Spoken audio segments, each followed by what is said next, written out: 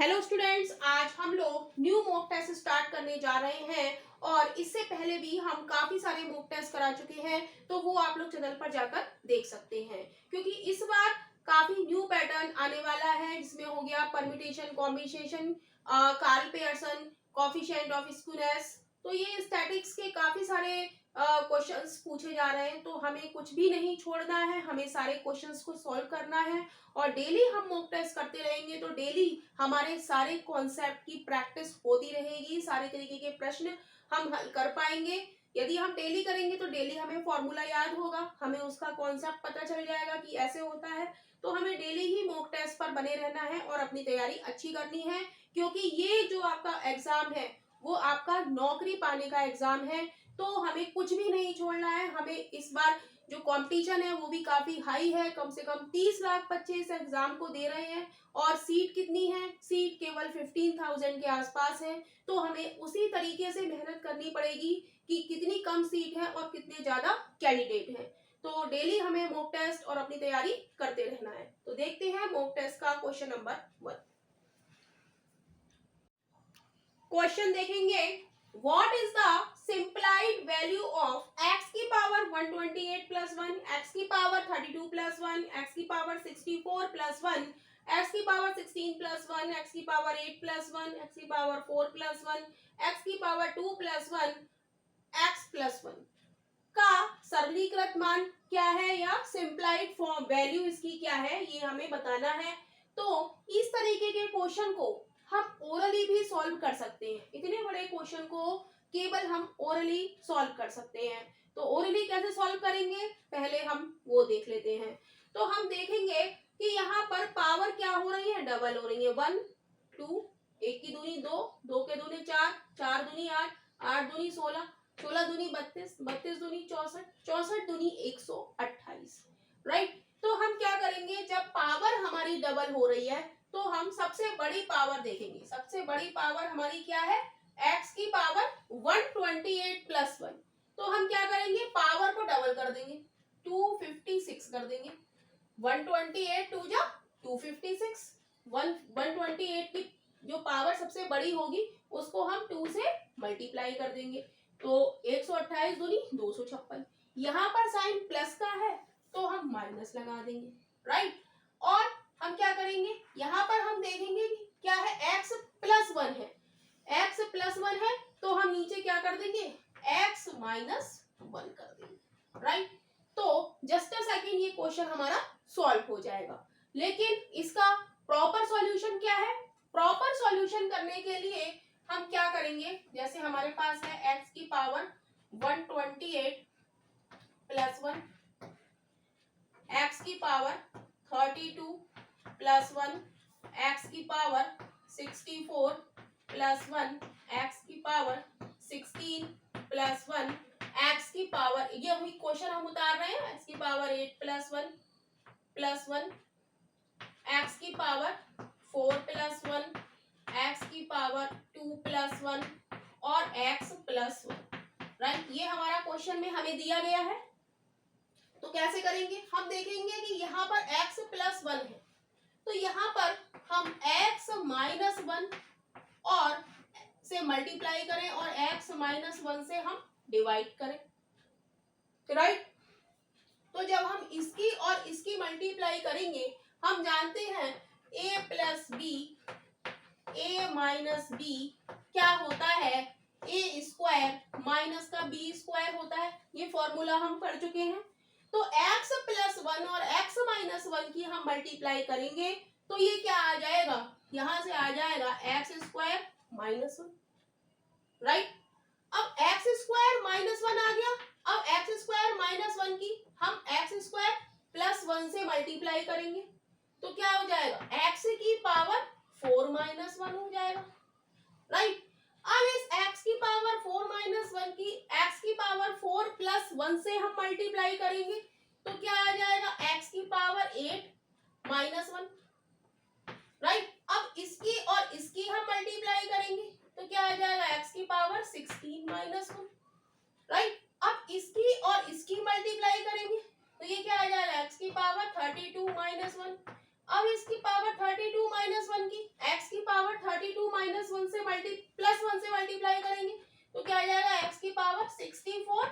-1। तो x की power 64 -1 की हम x की पावर 64 + 1 से मल्टीप्लाई करेंगे तो क्या हो जाएगा, x की पावर 128 -1। अब इसकी और इसकी जब हम मल्टीप्लाई करेंगे तो ये आ जाएगा x की पावर 256 -1 और अपॉन में ये जो हमारा x -1 है ये आ जाएगा। तो इस तरीके से हम ऐसे सॉल्व कर सकते हैं, नहीं तो ओरली भी हम इसे सॉल्व कर सकते हैं कि पावर यदि डबल हो रही है तो सबसे बड़ी पावर जिसकी है उसको हम 2 से मल्टीप्लाई करेंगे, यहाँ पर प्लस का साइन है तो माइनस का लगा देंगे, और सबसे छोटी पावर हमारी x + 1 की है तो अपॉन में हम x - 1 कर देंगे। तो ऑप्शन हम देखेंगे, ऑप्शन हमारा डी इज राइट ऑप्शन हो जाएगा। Option D is right. Question है ABC is a triangle and the side AB, BC, CA are produced to E, F and G respectively. Angle CBE is equal to angle ACF is equal to 130 degree. Then the value of angle GAB is. कह रहा है ABC एक त्रिभुज है तो हम एक त्रिभुज बना लेते हैं, राइट। ये हमारा एक ABC एक त्रिभुज है। कह रहा है और भुजाएं AB, BC और CA को क्रमशः, भुजा AB हमारी क्या है, ये है, इसको वो कह रहा है कितना बढ़ाया है, E तक, क्रमशः E, F और G तक बढ़ाया जाता है। इसको हम बढ़ा रहे हैं यहाँ तक E तक, ये पॉइंट है हमारा E, और BC को F तक, BC हमारा ये है तो BC को हमने यहाँ F तक बढ़ा लिया, राइट, और CA को G तक, CA ये है हमारी तो इसे हमने G तक बढ़ा लिया।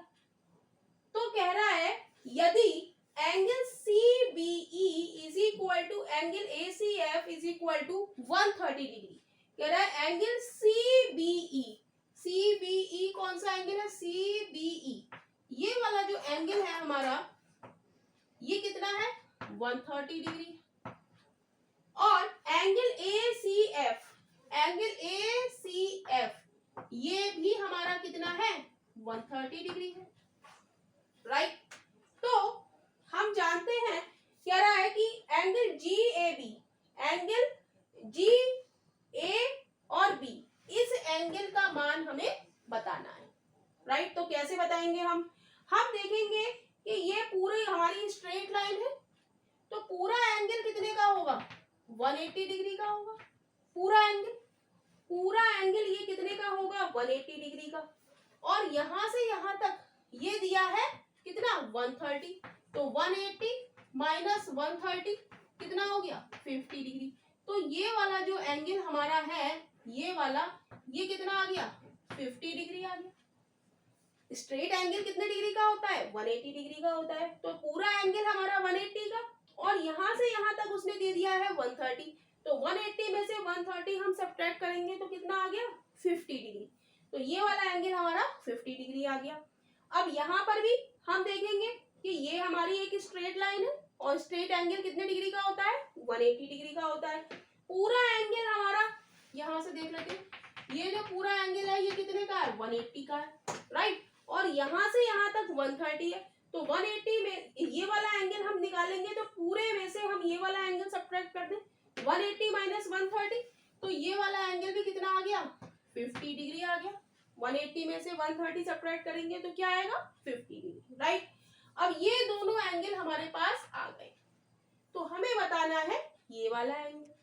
तो ये कैसा एंगल है, ये एक्सटीरियर एंगल है। एक्सटीरियर एंगल की प्रॉपर्टी क्या है, एक्सटीरियर एंगल की प्रॉपर्टी होती है कि exterior angle is equal to the sum of opposite side angle, opposite side interior angle, जो इंटीरियर एंगल है अपोजिट साइड के, इसका अपोजिट ये एंगल है दोनों, इन दोनों का सम क्या होगा, यही एक्सटीरियर एंगल होगा।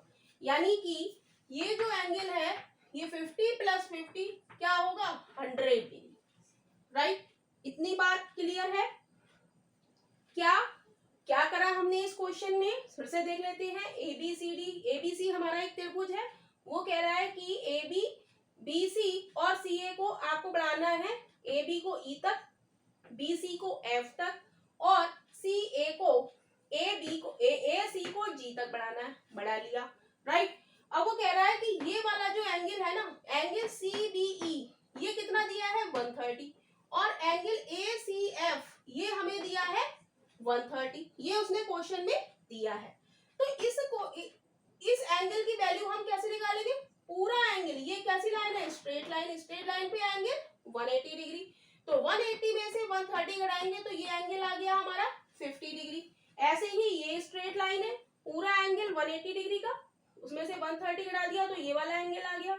हमें बताना है एक्सटीरियर एंगल। एक्सटीरियर एंगल क्या होता है, sum of opposite interior angles. Opposite interior angle हमारे कौन से, ये 50 और ये 50, 50 प्लस 50 100, यानी कि ऑप्शन हमारा ए इज राइट ऑप्शन हो जाएगा। Option A is right. Question है, if x is equal to √3/2 then the value of is equal to. तो हमें दिया है √1 plus x plus √1 minus x upon √1 plus x minus √1 minus x, ये हमें दिया है। तो हम क्या करते हैं, नीचे क्या लिखा है माइनस, तो नीचे का अपोजिट साइन से हम ऊपर नीचे मल्टीप्लाई करेंगे, यानी कि √1 प्लस एक्स प्लस माइनस है तो plus √1 minus x upon √1 plus x plus √1 minus X, multiply कर देंगे तो ये क्या हो गया, a प्लस बी, इसको a मान लें, इसको b मान लें, a plus B cross a plus B क्या होगा, a प्लस बी का होल स्क्वायर, यानी कि क्या हो जाएगा √1 plus x plus √1 minus X का होल स्क्वायर हो जाएगा upon, right, a cross a plus B cross a plus B क्या होता है, a plus B cross a plus B हमारा क्या हो जाता है, a प्लस बी का होल स्क्वायर, राइट। तो a plus B cross a plus B, a plus B का होल स्क्वायर, राइट। अब यहाँ पर है a माइनस बी और a plus B, a minus B और a प्लस बी हमारा होता है a स्क्वायर माइनस का b स्क्वायर, राइट।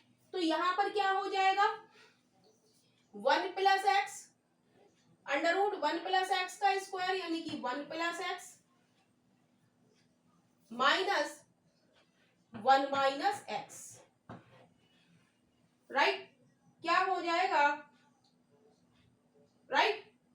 तो इसको हम खोलेंगे, a प्लस बी का होल स्क्वायर का फॉर्मूला क्या होता है, a प्लस बी का होल स्क्वायर का फॉर्मूला होता है a square plus B square plus 2ab, right, यही होता है। तो यहाँ पर हम a की जगह लगाएंगे √1 प्लस एक्स, तो 1 प्लस एक्स हो जाएगा, √1 प्लस एक्स का square 1 plus x plus 1 minus √1 minus X का होल स्क्वायर क्या हो जाएगा 1 माइनस एक्स प्लस 2। अब a क्या है यहाँ पर, a है √1 प्लस एक्स और b क्या है √1 माइनस एक्स, राइट। तो ये क्या हो गया √1 minus X square, a plus B a minus B, a square minus b square, तो हम इसे लिख देंगे 2 √1 minus X square, clear, upon 1 plus x minus से मल्टीप्लाई करेंगे -1 प्लस एक्स, तो -1 से +1 कैंसिल हो गया, माइनस एक्स से प्लस एक्स कैंसिल हो गया, राइट। तो ऊपर क्या बचा, ऊपर बचा हमारा 2 plus 2 √1 minus X square upon 2x upon 2x, तो इस 2 को हम कॉमन ले लेंगे, 2 को हम कॉमन ले लेंगे, इस साइड कर देते हैं, तो ऊपर से 2 कॉमन आ गया, अंदर क्या बचा 1 प्लस √1 माइनस एक्स स्क्वायर, ये ऊपर का, राइट, अपॉन 2x, तो 2 से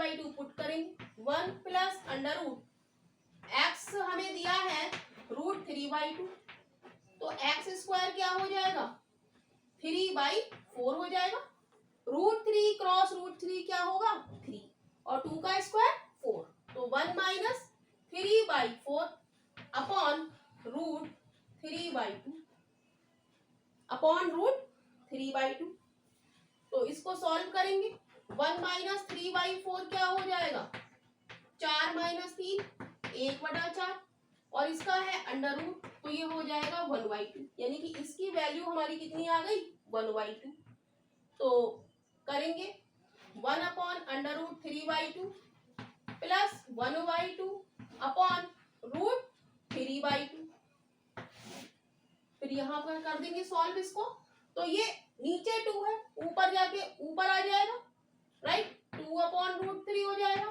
प्लस 1/2 ये है 1/2 क्रॉस 2 अपॉन √3 तो ये कितना बच जाएगा 1 अपॉन √3 कितना बच जाएगा 1 अपॉन √3 अब √3 यहाँ पर एलसीएम आ जाएगा 2 प्लस 1 यानी कि 3 अपॉन √3 3 को हम लिख सकते हैं क्या √3 क्रॉस √3 अपॉन √3 से √3 कैंसिल आ जाएगा आंसर आ जाएगा √3 आंसर क्या आ जाएगा √3 यानी कि option B is right option हो जाएगा option B is right question है on ₹6,000 at the rate of 4% compound interest per annum after 3 years find difference between compound interest and simple interest कह रहा है 6,000 रुपए की धनराशि पर 4% चक्रवृद्धि ब्याज की दर से 3 वर्षों के बाद चक्रवृद्धि और साधारण ब्याज का अंतर ज्ञात करें तो हमें 3 वर्षों का चक्रवृद्धि ब्याज का अंतर निकालना है चक्रवृद्धि ब्याज और साधारण ब्याज का अंतर तो हम यहाँ पर लिखेंगे राशि हमारी कितनी है 6,000 रुपए इसका हमें निकालना है 4% कितने साल का 3 साल का तो फर्स्ट ईयर के लिए हम 1 लाइन दूसरे साल के लिए हम 2 लाइन और तीसरे के लिए हम 4 लाइन खींच लेंगे राइट तो 6,000 का 4% कितना हो जाएगा 6,000 का 4% 4/100 यानी कि 6 चौक 24 240 राइट अब ये आ गया हमारा फर्स्ट ईयर का सेकेंड ईयर पर 6,000 का 4% कितना हो गया 240 राइट अब इस 240 का 4% तो 240 क्रॉस 4/100 0 से 0 गया 4 चौक 16 4 दूनी 8 और 1 9 बीच 10 है ये आ गया 96/10 जीरो हटाएंगे और पॉइंट लगा देंगे 9.6 अब 6,000 का 4% तीसरे साल के लिए यहाँ पर लिखेंगे राइट अब इसका 4% क्या हो जाएगा 9.6 इसका 4% 9.6 और इसका अब इसका हम 4% लगाएंगे 9.6 का 4/100 पॉइंट हटाएंगे 0 लगाएंगे मल्टीप्लाई कर दो 4 से 4 6 24 4 9 36 37 38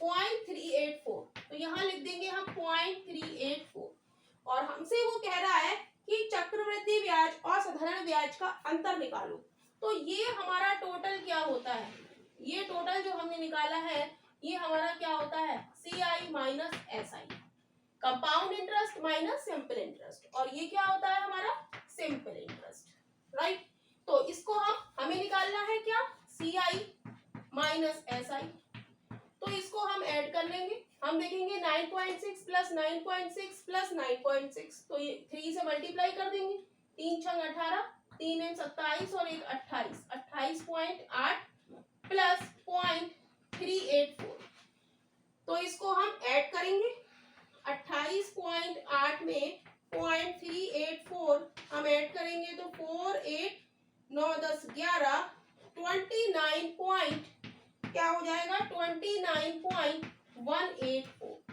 तो कंपाउंड इंटरेस्ट और सिंपल सिंपल इंटरेस्ट का डिफरेंस हमारा कितना आ गया 29.184। तो यही इस क्वेश्चन का आंसर है 29.184।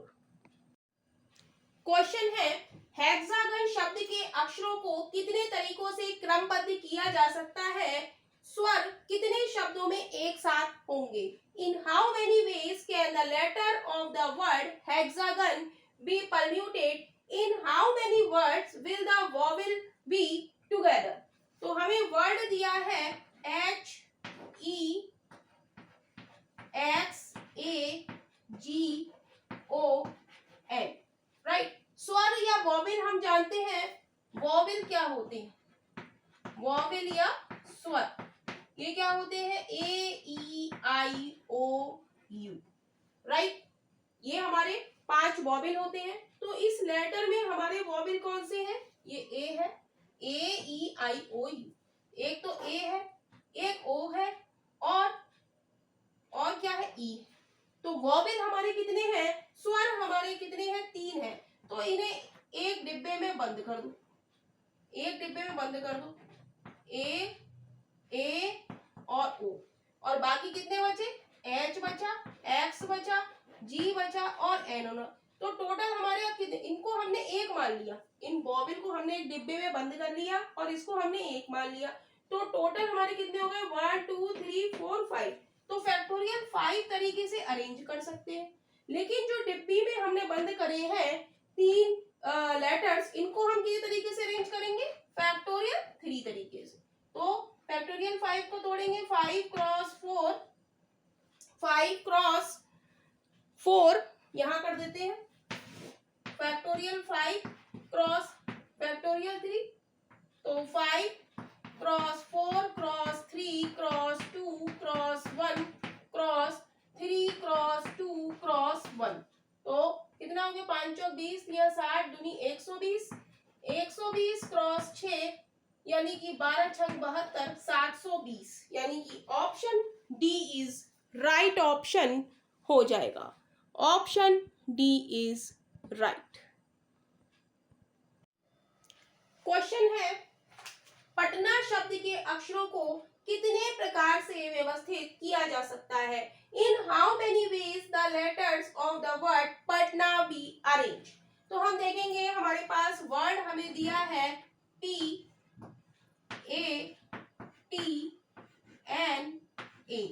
पटना। पटना में हम देखेंगे कि 2 लेटर हमारे ए और ए 2 बार रिपीट हो रहे हैं।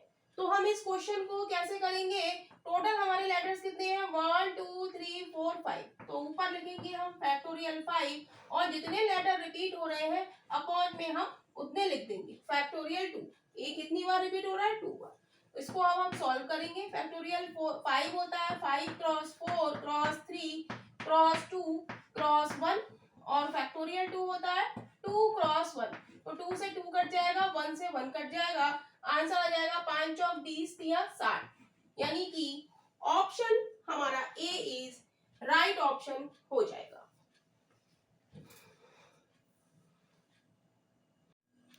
क्वेश्चन है the base of A solid right prism of height 10 centimetre is square and its volume is 160 centimetre cube. What is the total surface area of the prism.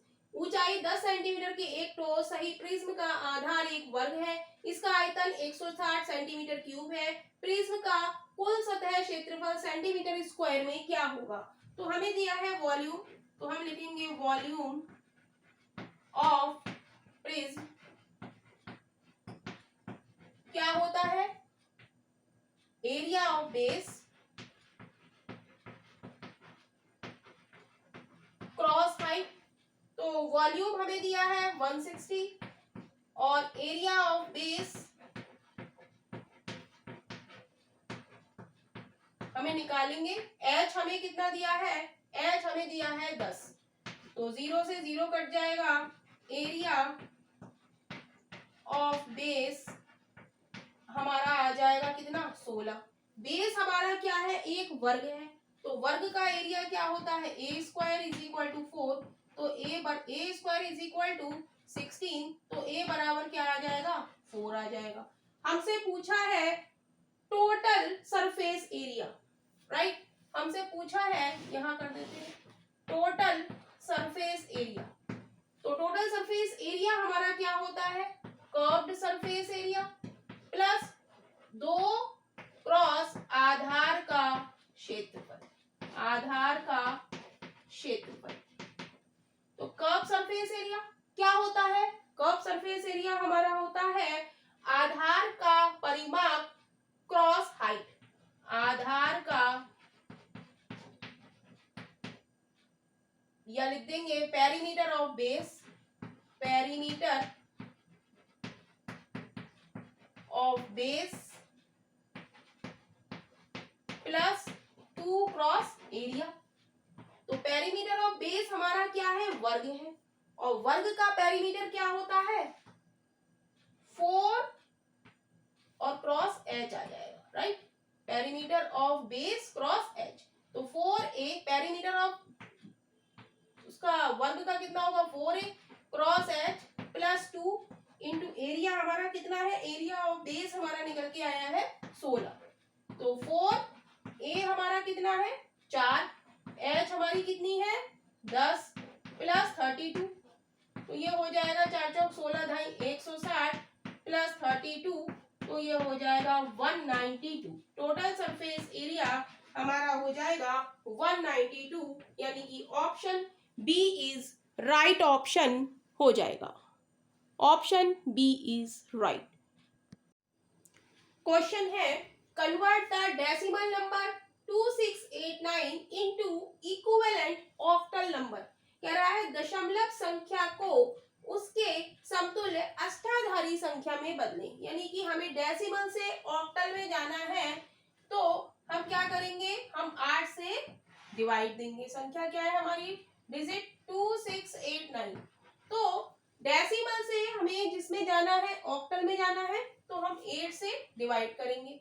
8 तिया 24, 2 बचे कितने हुए 28, तो 8 तिया 24, 24 4 बचे 49 हुए, 8 छंग 48, तो कितना बचा 49 था, एक बचा, तो एक हम रिमाइंडर जो बचेगा वो हम यहाँ लिख देंगे, ये क्या है रिमाइंडर आएंगे ये सारे, राइट। अब फिर हम 8 से डिवाइड करेंगे, तो 8 चौक 32, एक बचा 16 हुआ, 8 दूनी 16, तो रिमाइंडर कुछ भी नहीं बचा, इसका रिमाइंडर हम यहाँ लिख देंगे, ये 0 आ गया। फिर हम 8 से डिवाइड करेंगे, तो 8 पंजे 40, तो यहाँ है 42, तो कितना बचा रिमाइंडर 2 बचा, राइट। अब फिर 8 से हम भाग देंगे, तो 5/8 कर लेंगे, और इस 5 को हम यहाँ लिख लेंगे, राइट। तो इसको हम आंसर को हम लिखते हैं नीचे से ऊपर के क्रम में, तो ये हो जाएगा 26268 को डेसिमल को जब हम ऑक्टल में बदलेंगे, तो ये हो जाएगा 5201 ऑक्टल। और इसकी पहचान क्या है, जब हम डेसिमल से ऑक्टल में बदलेंगे, तो ऑक्टल में ये नंबर 1 to 7 के बीच में होना चाहिए। यदि 8 और 9 आ रहा है, तो ये हमारा आंसर गलत है। तो यहाँ पर हमारा आंसर राइट है, नंबर किसके बीच में है 1 to 7 के बीच में है, 125 207, तो यही इस क्वेश्चन का आंसर है। नेक्स्ट क्वेश्चन है calculate quartile deviation, coefficient of quartile deviation और इंटर क्वार्टाइल रेंज, राइट। तो हमें ये डाटा दिया गया है, तो हमें क्या करना होता है, इसको असेंडिंग ऑर्डर में लिखना होता है। यहाँ पर 18 20 25 10 20 24 30 34 40 12 34 26 ऐसे करके दिया गया है, तो हम इसे किस में लिखेंगे, असेंडिंग ऑर्डर में लिखेंगे। तो असेंडिंग ऑर्डर क्या होता है, सबसे छोटा नंबर, फिर उससे बड़ा, फिर उससे बड़ा। तो सबसे छोटा इसमें क्या है 10, फिर उसके बाद 12, 12 के बाद हमारा है 18, 18 के बाद हमारा है 20, 20 के बाद है 24, 25, 26, 26 के बाद है 30, 34, फिर 34 दो बार 34 है, एंड 40, राइट। तो हमें निकालना है inter quartile range, quartile deviation, coefficient of quartile deviation. तो इंटर क्वार्टाइल रेंज का formula Q3 minus Q1, quartile deviation Q3 minus Q1 upon 2, coefficient of quartile deviation Q3 minus Q1 upon Q3 plus Q1। ये फॉर्मूले हमें याद हो ही जाने चाहिए। तो Q1 निकालने का फॉर्मूला क्या है, इसमें हम देखेंगे फॉर्मूले में Q3 और Q1 ही है, दो चीजें। तो इनका फॉर्मूला है निकालने का, Q1 का फॉर्मूला है n प्लस 1/4 टर्म। तो ये हो जाएगी n हमारी कितनी है 1 2 3 4 5 6 7 8 9 10 11। तो 12 n कितनी है 12, 1 2 3 4 5 6 7 8 9 10 11, 11 है तो 11 प्लस 1 अपॉन 4 टर्म। तो ये कितनी हो जाएगी, ये हो जाएगी 12/4 इज इक्वल टू 4 3 12, यानी कि थर्ड टर्म। और थर्ड टर्म यानी कि Q1, थर्ड टर्म हमारी कितनी है 18। तो Q1 हमारा कितना हो गया 18 हो गया। इतनी बात क्लियर है। Q3 का फॉर्मूला हमारा क्या होता है, ये होता है 3n प्लस 1/4 टर्म। तो ये हो जाएगा 3n है हमारी 11 प्लस 1/4 टर्म। ये हो जाएगा 3 क्रॉस 11 प्लस 1 12, 12/4 कर देते हैं, 12/4 4 3 12, यानी कि 9th टर्म। 9th टर्म हमारी कौन सी है देखेंगे, 1 2 3 4 5 6 7 8 9। तो Q3 हमारा क्या हो गया 34। Q3 हमारा कितना आ गया 34। जब हमारे पास Q3 और Q1 की वैल्यू आ जाती है तो हम तीनों चीजें निकाल सकते हैं। रेंज हम निकालेंगे, इंटर क्वार्टाइल रेंज क्या हो जाएगी Q3 minus Q1 is equal to, Q3 हमारा कितना है 34 माइनस का 18, तो ये कितना बचेगा 14 में से 8 या 6 16। तो इंटर क्वार्टाइल रेंज हमारी कितनी हो गई 60। क्लियर। अब हमसे पूछा है क्वार्टाइल डेविएशन। क्वार्टाइल डेविएशन का फॉर्मूला क्या है Q3 minus Q1 upon 2। Q3 minus Q1, 34 में से 18 हम घटाएंगे, 34 माइनस 18 अपॉन 2 यानी कि 16 अपॉन 2, 2 से काटेंगे 2 8 16 यानी कि 8। तो क्वार्टाइल डेविएशन हमारा कितना आ गया 8 आ गया। अब हमें निकालना है कोफिशिएंट ऑफ क्वार्टाइल डेविएशन। ये क्या होता है formula Q3 minus Q1 upon Q3 plus Q1, right. तो Q3 34 माइनस 18 अपॉन 34 प्लस 18, तो ये हो जाएगा 16 अपॉन 8 4 12 52। इसे काटेंगे 2 दूनी 4 2 छंग 12 2 अट्ठे 16 2 चौक 8 2 एक हम 2 2 3 6। जब इसको डिवाइड करेंगे तो ये आ जाएगा 0.3 के आसपास। तो यही इस क्वेश्चन का आंसर है।